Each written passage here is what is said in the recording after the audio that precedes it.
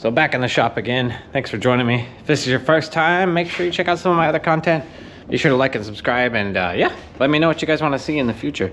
So still haven't got to my HVAC box. We're gonna move that to the side here. So we are gonna try and see if we can do a little bit of work on getting these coil pack bridges fixed up. So I'm gonna set you guys up here and you can watch. I'm gonna time lapse this, so it's gonna speed through the next part here. So bear with me on that. But yeah, thanks for joining me again. Welcome back. And yeah, if you guys got any commentary or anything like that, you got any suggestions, like better ways to do this, definitely let me know. So what we're gonna do is we're gonna try to get this fixed. So hard to see, but I don't know if you guys can make that out, but these guys are broken off in here. So we're gonna go through a bit of a time lapse, get these guys figured out. So the goal being is to get them like this. Right, so the bolts are actually broken off in those holes. Sadly. So I've got most of my stuff set up here. So I'm gonna set you guys up and we will get you a time lapse going here on yeah, getting these things fixed. Okay, back to it.